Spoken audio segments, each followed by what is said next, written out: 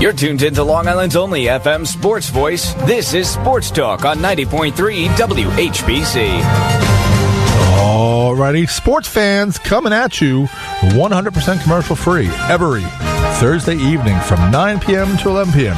right here on 90.3 WHPC, WHPC HD, located in scenic and historic Garden City, Long Island, New York. This is a little radio program that around here we like to call Sports Talk. Woohoo! And my name is Chris Muldoon, and those two fellas right there, that's Cameron Bonagora. Yes, hello, people. Who's Rangers, not the important team right now in hockey, in New York. And over there, Mr. Mark Talkie Tchaikovsky. Couldn't be any happier to be an Islander fan today, and maybe a Net fan too. Well, they're going to buy out the Dwight Howard contract. Oh. I didn't realize, he was an 8-time All-Star, 3-time Defensive Player of the Year, and had a 30-30, which is pretty amazing. But every teammate he's ever played with hates him, so that's why he's got to go. But we're burying the lead. The lead story here, I'm Chris Muldoon. That's not the lead story, but Tristan Hamilton should be here soon, and Nick Ornberg on assignment up in Connecticut. But the lead story is the NBA draft is going on right now. Whoa. What? You didn't know that? That's the lead story? You didn't hear the other news today? The hockey. They announced 7 more games at the Coliseum, bringing it up to 20 games? Yes. They could play 50,000 games at the Coliseum. It's such a non-story. I'm surprised the Ranger-Islander game didn't get a game out at the Coliseum. Because it's like an opening day game at baseball. Like, why waste your ace on opening day? Because you're going to have a sellout crowd anyway. So you're going to have sellouts at the Coliseum anyway. So why waste an Islanders-Rangers game? Make them schlep to Brooklyn is what they're saying there. Oh, okay. Because the Islanders-Rangers games are going to be sellout. Let them be sellouts in Brooklyn as opposed to sellouts here in Uniondale. But yeah, I mean, it's just a stupid thing, and in terms of they're playing more games at the Coliseum. This whole bait and switch thing's been a stupid thing with the Barclays Center and the whole not big enough. Now it's big enough. Now they're retrofitting the Coliseum and all that stuff. $3 million more now. Now it's up to $9 million. Yeah, and after what is it going to be next? $15 million. But hopefully the next Triple Crown winner at Belmont will be the Islanders, because she'll have Lamoriello, Trotz, and Tavares. Aha!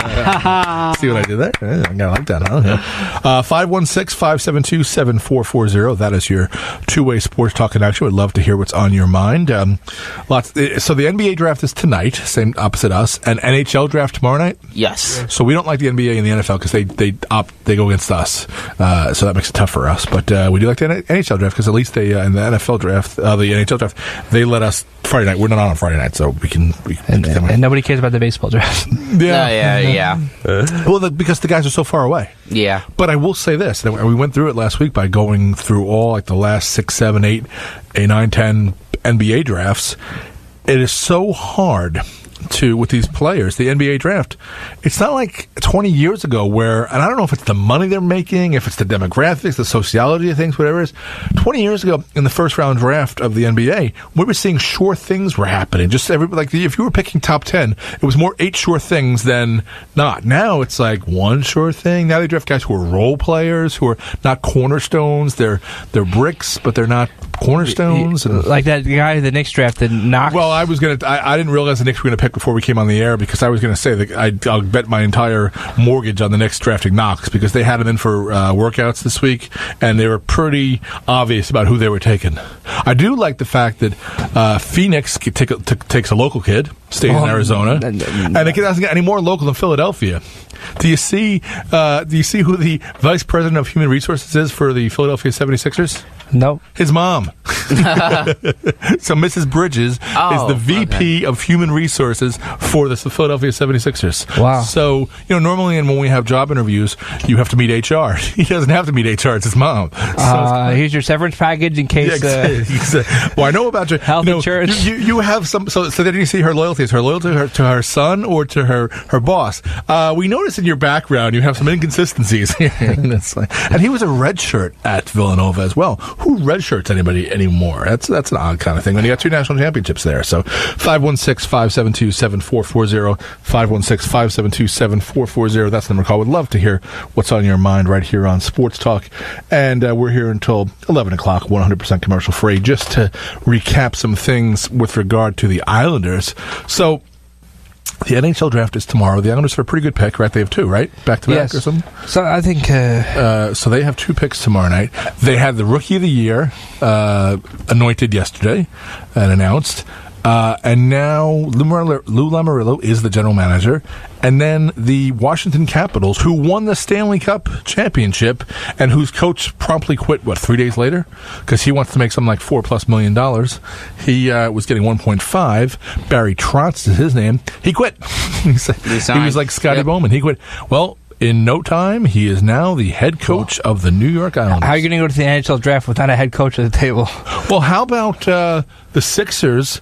And they took the guy who was right for them, but they don't have a general manager. Yeah, they don't have a GM. So they can't even make, they can't even take chances because they'd be like, no, we got to leave with the next guy. We can't, no, we got to leave with the next guy. We can't trade a pick here or whatever. Unlike the Knicks, who didn't have a GM, and they took Frederick Weiss back in the day. But or they had a GM last year who resigned like a week later. Yeah. Was that last year or 2 years ago? Phil Jackson? Yes. Yeah. It's funny because Knicks fans have made it a fashionable thing to boo, as have the Jets fans, to boo their picks, right? So it kind of loses its luster when you think about how lustily they booed Kristaps Porzingis. Well, they wanted Porter badly. They were screaming Porter. He's dropping like a ton. Yeah, he went to Denver. At what pick? 14. He's injured. So yeah, he has the potential to be very good, but he's like a piece of glass. But what happens in basketball? You jump all the time. What happens when you jump? You put pressure on your back. I'll tell you who I'd stay away from. That Trae Young guy. Yes, I completely agree with you on that. I hear this guy interviewed. I'm like, this guy is going to get. And there were talks that he got picked 3rd. He's going and then traded to. Yeah, he got picked 5th. He's going to 3. Yeah, he's going to Atlanta. So I hear him being interviewed. And he could A, barely construct sentences, and B, just he's odd. And then he wore shorts. The other one who sounds like a kid? Yeah. And he wore shorts to the draft tonight. And I'm like, this is red flag city here. But they're making all the comparisons, and do you know who they're comparing him to? Steph Curry. Yeah, like it's like, whoa, let's slow your roll here a little bit. I mean, some of the comparisons are really, really odd because then it's like, well, you're taking a guy number 9 and you're comparing him to a guy who had a nice career. If I'm picking a guy at number 9, I don't want a guy with a nice career. I mean, I saw like some of the best comparisons were like Lindsey Hunter. It's like Lindsey Hunter had a nice career with the Pistons, but he wasn't an all-star. He had a nice career with replacing Isaiah and the like, but I don't know. And then someone compared someone who was drafted tonight to Al Horford. All right. But if that's your ceiling, then that's your ceiling. I love watching when they talk about prospects in baseball. The guy at AAA, yeah, he compares to it, and they'll list like someone like a third starter. He's a John Lackey type or something like that. It's like, oh, all right, so we shouldn't really be that excited about him coming up if he's a John Lackey or whoever, some guy like that. So he's a Sonny Gray type. Oh, okay, all right, that's nice. It's it's a player, but all right, okay. So they're up to. So to recap the NBA draft, do you guys have that in front of you in terms of who's gone where and when? Number 1 overall, and for this league that's supposedly done with big guys, all the first couple of picks were big guys, right? And they got huge wingspan. Some of these, there's a 6'6" guy who's got a 7'4" wingspan, which is wingspan is if you put your arms out and make a T, it's your tip of your middle finger to your tip of your middle finger. So the first one is DeAndre Ayton. So he's a 7-footer, right? Originally from the Bahamas. Oh, really? Yeah. So yet again, and we saw this last week in the draft, all these foreign. There's a lot of guys you'd be surprised who were. So in the top 10, we've had several foreign-born players, and I'll get to that in a second. So one was DeAndre, originally from the Bahamas. That's 1, 2. Bagley. Yeah, Marvin Bagley the 3rd. A Duke guy, 6'11", right? He's fairly tall. Freshman, yes. Yes, and he's a Duke one-and-done guy. The 3 was the Donovic Trae Young trade. So he's Slovenian, just like our first lady. He plays for Real Madrid. And he plays for Real. And he supposedly is the most NBA-ready guy in this draft. So we'll see about there. Who's 4? Jaren Jackson Jr. Who has a young... Jaren Jackson Sr. was short, but this guy's like 6'10" as well, Jaren Jackson. Isn't he a big guy? Jaren Jackson Jr.? Which, by the way, how many Kentucky and Michigan State guys have gone in the top 10? Oh, and how many of them have won? And I don't recall Kentucky or Michigan State winning the national championship. I don't know. Well, I like that guy, Izzo. Yeah, Izzo, that's what it is. They like Izzo. It's the same thing with Argentina freshman in the World Cup. There was a question the other day: would a national team ever beat a Premier League team? And if it was baseball, I'd say, would a national team ever beat the Premier League champion? Now, if this was baseball, if you put together the U.S. World Cup, which is not a big thing, but if you put together the U.S., what do they call the World Baseball Championship? Yeah.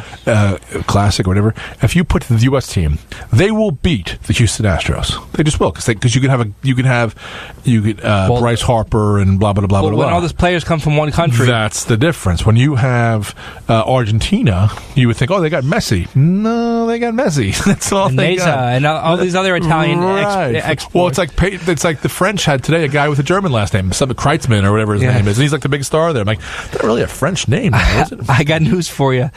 Don Francisco ain't Hispanic. I can't believe how many of the big countries are losing. I didn't even know Croatia was that good of a soccer team. No, nor did I. No, a lot of these countries, I'm like, I don't know if it's a down year or maybe now we're finally at that stage where no one cares about the World Cup. I didn't know this. For the first time in history, an Asian team beat a South American team. Yeah, it was at Japan. That's weird. Beating, Colombia. That's weird. How's that never happened before? Yeah. It's very odd. You never saying like in the past, where right? Because you would think Australia or even back then, like when they had all these monarch countries, I guess in Asia. Right? Nope. And so that we're up to what? Five. Okay. With Trae Young. 5 is Trae Young, picked by the Mavericks, but he's going to go to the Hawks. Yeah. And also a first-round pick next year, which is lottery protected, will go to the Hawks as well with that. Who's 6? Mohamed Bamba from Texas. So Mo Bamba didn't go to Dallas. They were talking about a Texas guy going to Dallas, staying within Texas. But he's a big guy, too. He's 7-something. He's got a huge wingspan. He's sick. Oh, his wingspan, he's 7'10". Yeah. Can you believe that? His wingspan is 7'10". Oh, my goodness. So he went to where? What team? Magic. So the Orlando Magic got Bamba, okay. That's 7. The Bulls got Wendell Carter Jr. Who's a perfect Chicago Bull. Who's a Duke guy, too, right? Or no? Or Kentucky? One of the two. Mikal Bridges just got traded.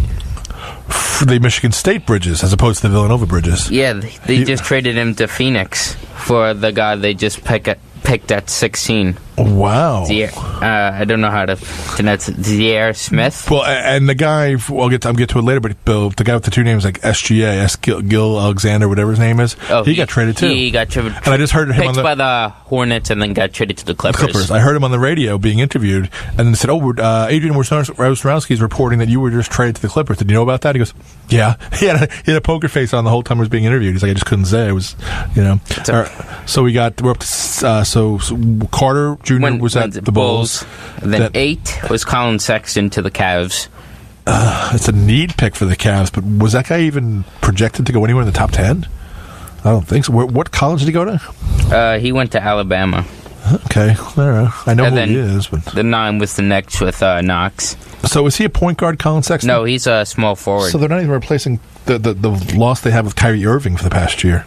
All right, so 9 is the Knicks. Oh no, Sexton is a point guard. Okay. Knox is the small forward. So not is he an in betweener kind of guy? Knox, is he like a small forward / power? What's his size? Yeah, small forward. Yeah. Yeah. So I'm so tired of hearing this phrase, and I heard it to death in the draft. 3-and-D. Do you know what that is?